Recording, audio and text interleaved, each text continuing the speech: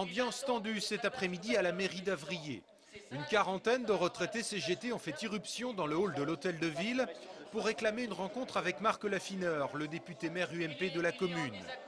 Les revendications portaient en particulier sur le pouvoir d'achat et sur les dernières mesures gouvernementales, prises en particulier par le ministère de la Santé, qui a choisi de ne plus rembourser certains médicaments et qui a mis en place les franchises médicales. Du coup, Marc Laffineur est devenu la cible de la contestation. Notre colère s'exprime aujourd'hui et notre colère va s'exprimer auprès du député maire d'Avrier, M. Laffineur, parce qu'il est premier vice-président de l'Assemblée nationale et à ce titre, un des responsables de la politique antisociale menée par le gouvernement, puisqu'il a voté toutes les lois.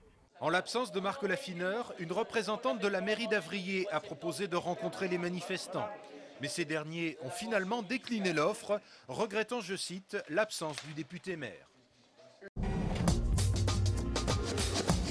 La traite et la déportation des esclaves africains. C'est le thème d'un court-métrage actuellement tourné sur les bords de la Maine à Écouflant. Une quarantaine de figurants et de comédiens ont notamment reconstitué hier un marché aux esclaves. L'objectif de ce court-métrage est de faire revivre une page de l'histoire qui s'est étalée sur 4 siècles et qui reste aujourd'hui encore trop méconnue pour certains. Imaginez que dans chaque localité, par exemple en France, il y a des mémorials aux morts des 2 guerres.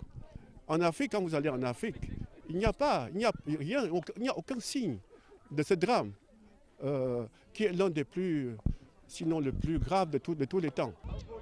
Un premier film sur ce même thème avait déjà été tourné l'an dernier à Écouflant. Ce court-métrage servira de support didactique. Il sera en particulier projeté dans des écoles et lors de conférences sur l'esclavage. Les restaurateurs l'attendaient avec impatience. La France devrait appliquer prochainement une TVA à taux réduit de 5,5% contre 19,6% actuellement. Mais cette mesure est soumise à des contreparties. Le gouvernement appliquera ce taux à condition que les restaurateurs fassent des efforts sur 2 points, les prix et l'emploi. Katia est restauratrice à Sainte-Melaine-sur-Aubance. Si la TVA à 5,5% est appliquée, sa première priorité sera d'augmenter ses salariés. J'ai compté, ça fera environ 100 € net par salarié, chaque mois en plus. 100 €, on peut penser ça banal. Moi, je suis une enfant du franc, je vais dire. 100 €, c'est 650 francs. Eh ben, je n'ai jamais eu aucun patron qui m'a augmenté ma paye de 650 francs net. Il est vrai qu'à l'heure actuelle, les jeunes désertent notre métier. Je dirais que maintenant, si demain, on commence à leur donner des salaires qui seront plus corrects, bon, ça va peut-être faire une nouvelle vague pour nous, des jeunes motivés, ce qui sera bien aussi. L'État attend également que les restaurateurs fassent un geste auprès de la clientèle. Katia est prête à baisser le prix de sa carte. Son menu passerait de 12,70 € à 12 € tout rond. Pour le moment, le gouvernement n'a pas fixé de date d'application. Il a mis en place des commissions chargées de réfléchir sur les modalités d'application de la TVA. Mais pour Robert Touchet, président de la Chambre des professionnels indépendants de l'hôtellerie, le plus tôt serait le mieux. Ça va nous permettre de donner une bouée d'oxygène à nos entreprises. Il ne faut pas se tromper de cible non plus. C'est bien, c'est pas pour sortir de cette crise, c'est par rapport à une justice fiscale, puisque nous étions à 19,6, nous sommes toujours d'ailleurs. Et donc sur le terrain concurrentiel, on était évidemment sur une fourchette plus élevée que nos collègues de plats emportés. La TVA à 5,5% pourrait aider les restaurateurs à franchir le cap de la crise. En 2008, le tribunal de commerce d'Angers a enregistré une quarantaine de redressements et de liquidations judiciaires dans le secteur des bars, hôtels et restaurants.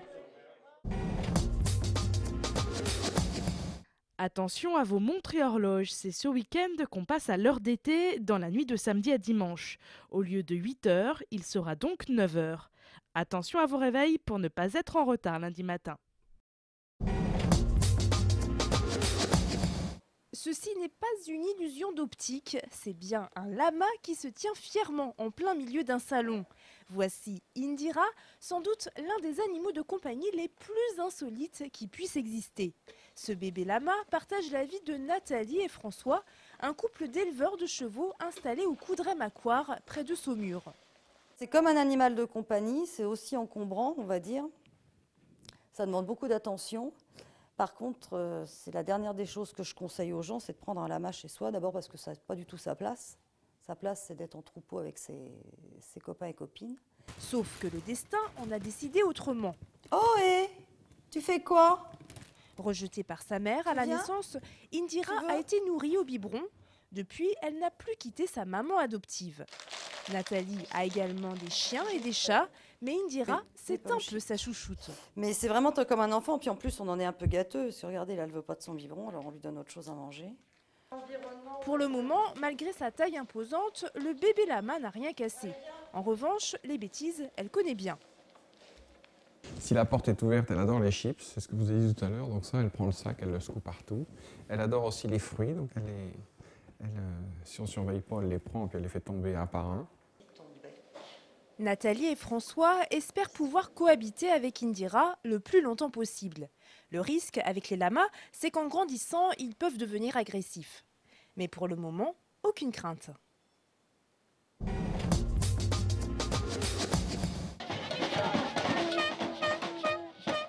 La vie de château, voilà la thématique choisie cette année pour le carnaval. Petits et grands enfants se donnent rendez-vous demain à 14h30 devant le château d'Angers.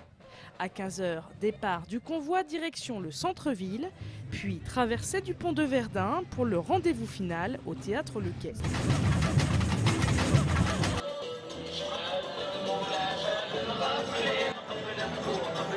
À noter que le carnaval aura également lieu le dimanche 29 mars dans les quartiers.